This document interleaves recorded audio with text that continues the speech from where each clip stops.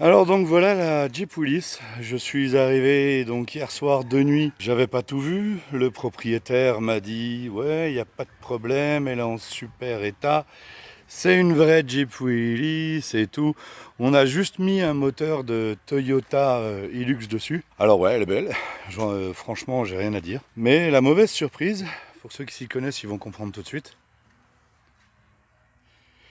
c'est pas 4x4. Il y a tout qui va bien, en fait, c'est-à-dire qu'on a le pont à l'arrière avec l'arbre de transmission. À l'avant, on a un pont, mais il n'y a pas d'arbre de transmission. Alors on a bien une boîte à vitesse, ouais, elle est géniale, elle est belle, mais il n'y a pas de boîte de transfert. Donc il n'est pas 4 roues motrices, il y a presque tout qui est prêt, mais elle n'est pas 4 roues motrices. Alors ça c'est la mauvaise surprise, et voilà le moteur. Alors ce que j'aime là, sur ce genre de bagnole là, c'est le côté rustique. Bon, bah, un radiateur à ressouder. Alors j'avais vu les fuites d'huile là. Bah, 4000 $, donc ça fait 3600 €, parce qu'en ce moment l'euro est plus fort que le dollar. En France ça coûte une fortune.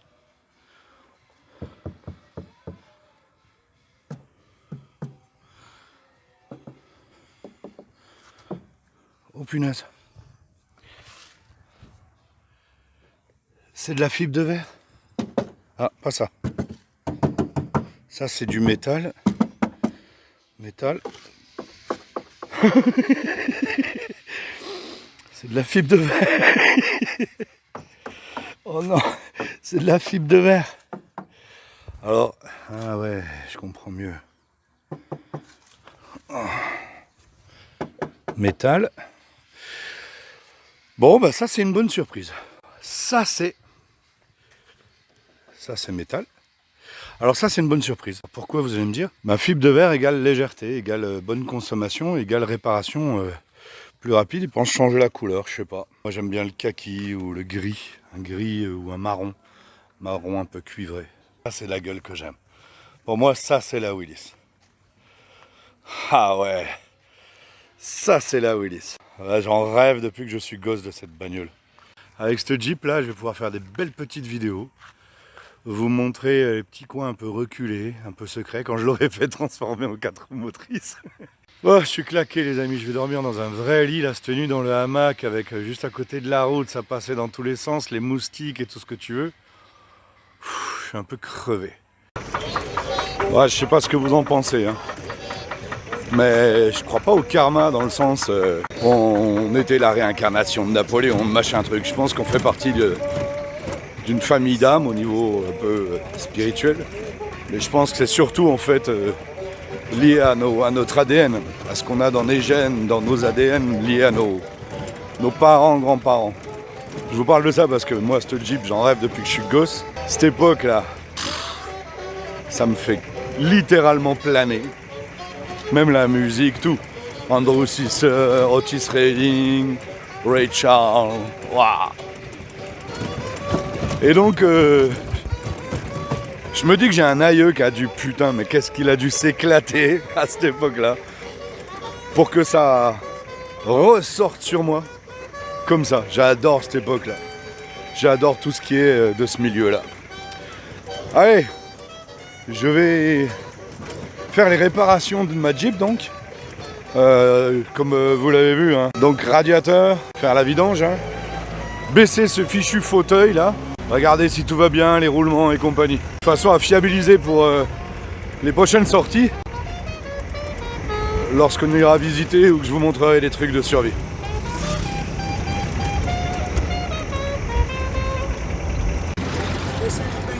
Alors voilà, là c'est le grand centre mécanique. Voilà, je rentre dedans. Atelier. Voilà, là ils vont démonter le radiateur pour réparer donc cette fuite là et la fuite ici.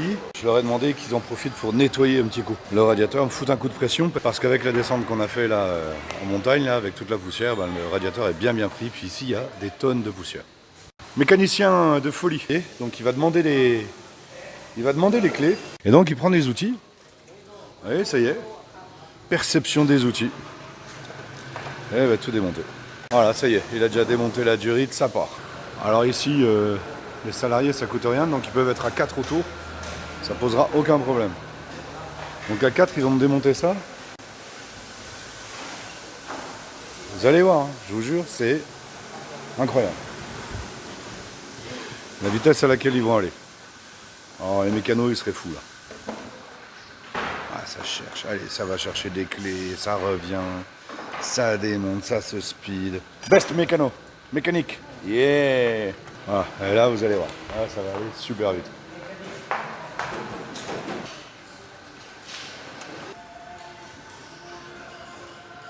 Nickel. Les outils. Je travaille énormément avec ça et avec ça. Quelques clés. Mais vraiment, le plus gros, c'est ça. Ah voilà, c'est pas joli. Une belle petite fente. Hein. Ouais. On va réparer tout ça. Enfin, lui, il va souder surtout. Ah, je vais en profiter pour changer les deux durites. C'est pas joli ça. Hein. Voilà, c'est pareil. Hein. On va changer. Vous voyez, je sais pas si vous entendez. Ça craque en fait. Et voilà. Comment on t'enlève un radiateur en moins de 10 minutes quoi. Voilà, il va avoir à me changer ça parce que ça c'est pas beau du tout. Et voilà le radiateur. Alors plein de rouille parce qu'ils mettent pas de. Ici ils mettent pas de liquide de refroidissement classique, ils mettent de l'eau. Ça gèle pas ici donc c'est de l'eau à donf. Bon par contre il est pas jojo. Bon on va en profiter aussi la courroie. Hein. La courroie elle est pas belle. Pas belle du tout.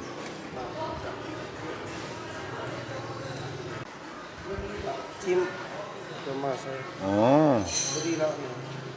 Ok, j'ai pas tout compris, mais apparemment c'est pas bon. Ah ouais, c'est tout rouillé, c'est tout pourri. Il va couper ici, il va prendre un morceau de tube comme il dit là, et il va souder là. Bon, du temps qu'on y est, on va regarder la distribution. Parce que c'est pareil, ça doit pas être très très cher. C'est pas vilain, mais je vais voir le prix. Bon bah c'est parti, ils me refont la distribution pour rien en fait. Quand je dis pour... On refait la distribution parce que franchement la courroie c'est pas joli du tout. Le tendeur est apparemment bloqué donc on fait bien de changer ça. Bon ben voilà, on fait une jeunesse. Donc radiateur, distribution, courroie d'accessoires, voilà on fait la totale. Ça fait pas quoi, 15 minutes que je suis là, ils ont déjà démonté. On a regardé, ça vaut le coup, ça vaut pas le coup, on change comme ça. De toute façon, cette Jeep, je vais la garder. Donc, autant faire les choses et être tranquille si je pars au Vietnam, au Cambodge, en Thaïlande, dans le nord, dans le sud. Dans tous les cas, il faut être serein. Donc, on change. Bon, n'empêche, ils sont super contents de bosser sur la Jeep parce que ils adorent les Jeeps ici. Et il y en a plein à 3, 4, 5000, mais 5000, elles sont pas trop mal. Les moteurs Isuzu ou diesel, ils sont trafiqués à mort, vous avez vu. Il y a de la soudure partout. Mais c'est énorme, moi j'adore ça. Comme dirait mon pote Eric, c'est du travail à la pélée. Paris-Dakar, hein, vous offusquez pas. Voilà, elle est en train de faire la facture. Là, c'est elle qui compte. Voilà, là, ils parlent. Ils débattent de ce que ça va coûter pour couper ça. Refaire avec un petit bout de métal. Voilà. Je pense qu'il ne connaît pas grand-chose, mais bon. Le gros avantage de la langue, c'est que tu peux dire n'importe quoi. Combien pour faire ça? Je traduis. Hein. 150 000 kips, ça fait même pas 10 balles. C'est le mécano en chef, lui. Ah, la pompe à eau, il est en train de dire. Nam, ça veut dire l'eau. Alors là, ici, ils s'en foutent de ce qui est écrit sur la courroie. Ils regardent si ça correspond. Ils en ont plein. On n'est pas comme en France où on manque de tout. Ici, ils ont de tout. Tous les pneus qu'ils ont. Ils ont des courroies dans tous les sens, des boulons dans tous les sens, des filtres dans tous les sens. Ah, c'est pas la France. Hein. La France, ça devient un pays du tiers-monde. Ne pensez pas que c'est pas de la marque. Hein. Y a du Kumho, il y a du Maxxis, il y a du Bridgestone, il y a du Dunlop. Voilà les courroies. Quand je vous dis, ils ont ce qu'il faut. Ils ont ce qu'il faut. Voilà. Ils en ont à gogo. Et ça cherche. Voilà les batteries. Voilà, il vient de redemander une clé. Donc il prend la clé, ça donne la clé, et lui il écrit sur le papier, il a appris quelle clé. Il y a de tout, il y a de ça, voilà. Bon, il n'y a que lui qui s'y retrouve, hein. Et on met de la belle huile, bonne huile toute neuve. Voilà, ça remet la distribution, comme tu dis. Ah, les mécanos ici, ils seraient effrayés. Ils auraient peur de péter la poulie, de péter un petit truc, un machin. Voilà, ça y va, ça force. Ah, ça force avec une clé. Ça force d'un côté, ça force de l'autre, ça me tend la courroie de distribution comme ça. Oh, les mécanos, ils auraient peur ici. Ça me rappelle tellement le Maroc. D'ailleurs, les stages au Maroc reprennent avril 2024. Voilà, et le siège de l'autre côté, ah bah ça y va. Hein. Là, en France, il aurait fallu une semaine pour avoir tout ça, réunir les pièces. Là, ça y est, démonté, il va être coupé, ressoudé, remis en 3 minutes. La distribution en une matinée. Une matinée. Distribution, courroie d'accessoires, vidange, filtre à huile. On démonte le siège, on le coupe, on le réduit. Je suis sûr que j'en oublie parce qu'entre temps ils m'ont regardé 2-3 trucs. Voilà, une matinée. Une matinée les amis. Putain la France, où est-ce qu'on est tombé, hein, sans déconner. Tous ces politiciens, tous ces bobos là qui veulent du social à donf, ils nous ont plombé la France. Le social oui, mais après intelligemment quoi. Voilà, allez, c'est parti. Bon, par contre, là encore, hein, les règles de sécurité, pas de masque, pas de gants, rien du tout, on y va. Bon, ben, en attendant de réparer la Jeep, on se fait un petit plaisir. On mange dans un resto typique ici, de nourriture là-haut. Donc, une petite salade de papaye avec du poisson, de je sais pas. Et là, petite saucisse, je vous dis pas, une merveille. Avec la bière d'ici, la bière là-haut, et un petit cocktail pour ma doudou. Alors pour la petite histoire, vous voyez la salade de papaye, d'habitude c'est plutôt râpé. Et chaque région, au Laos, Thaïlande, a sa spécialité. Et ici la spécialité c'est que ce soit des lamelles un peu grosses comme ça là. Vous voyez, voilà. C'est la spécialité de l'Uon Prabang.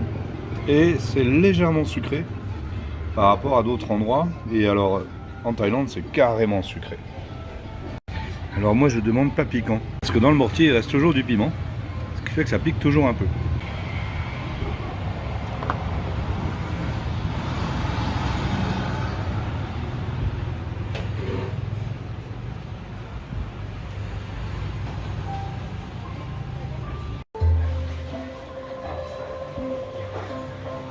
Super petit resto, franchement.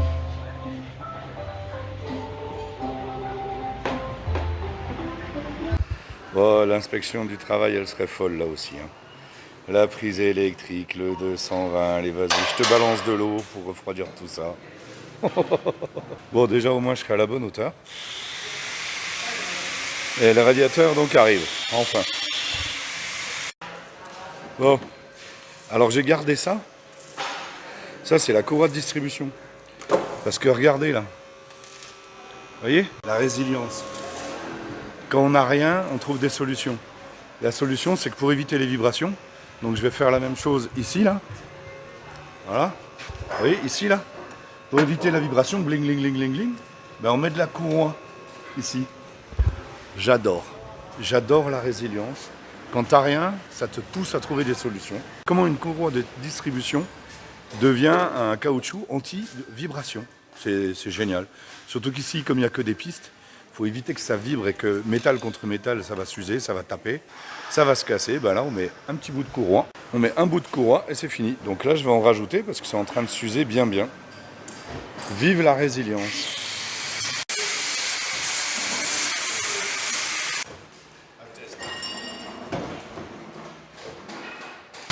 Ah, j'avais du jeu dans la colonne. Là. Donc ils vont me mettre des petites pattes là. Là les pattes d'origine ont cassé, donc ils vont me remettre des pattes bien plus solides. Non, mais il va s'arrêter quand je fais ma vidéo lui. Et comme ça au moins je pourrais me tenir au volant sans que ça bouge dans tous les sens. Donc vous voyez, c'est vraiment le centre ici, où il y a tous les mécaniciens. Lorsqu'on a des travaux à faire, c'est ici. Il y a 4 centres en fait. Ah, il n'y a pas de pénurie ici. Hein. Le grand frère chinois est là pour assurer, avec la Russie et tous ceux qui voudront. Hein. Comprenez pourquoi mon choix ici. Allez, encore un autre magasin où il y a du pneu. Hein. Il y a du matos. Hein. Allez, même les bavettes. Enfin, truc pour les roues. Regardez le stock de pièces quoi. Voilà, c'est l'Ampraband. C'est pas une grande ville. Hein. Ouais, tout du pneu neuf. Hein. De la batterie, de l'huile, de la graisse, du pot d'échappement. Bon voilà. Donc distri fait. On attend plus que le radiateur. Voilà. Il manque plus que ça. Ah bah voilà. Voilà le radiateur. Yes. Yes. Bah. Voilà. On arrive en mobilette, en répa. Bon, nickel. On le foule. Oh. Let me see. Oh, regardez. Ça a coupé, c'était tout rouillé, tout pourri. Allez, on prend un bout de métal, on ressoude. Et là, pareil, ils ont tout décapé, tout détordu, foutu de la soudure partout. Oh, oh, oh. Ouais, ça y est, ça va foutre de la pâte à gogo. Même au Maroc, là, la pâte, ils en mettent partout. Ah là, ça me rappelle des souvenirs du Maroc, les stages déserts, là. J'ai vraiment hâte d'y aller, là. Ah, je vous le dis, là. Avec mon ami Balalo, Dakar Garage à l'entrée de Mohamed El Ghizlan. Oh, c'est bon, ça.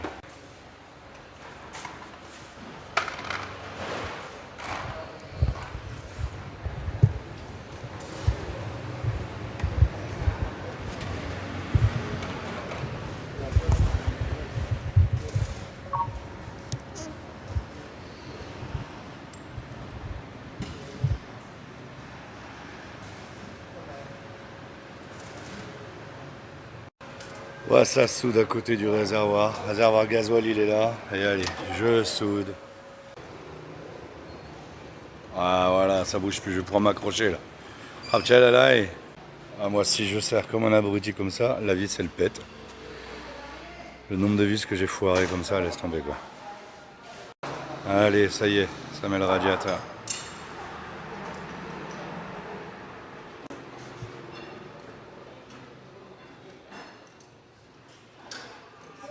Ah, tuyau nickel. Et maintenant, ils vont mettre l'eau. Il avait oublié de mettre le truc qui canalise l'air. Bon, là, ça va être le tour de clé. Là. Ça y est, tout est monté. Il valide que tout va bien. Et ben voilà, tout va bien. Ça marche nickel. On va remettre de l'eau, un peu d'huile peut-être. Et c'est reparti pour un tour. Et c'est reparti pour de nouvelles aventures.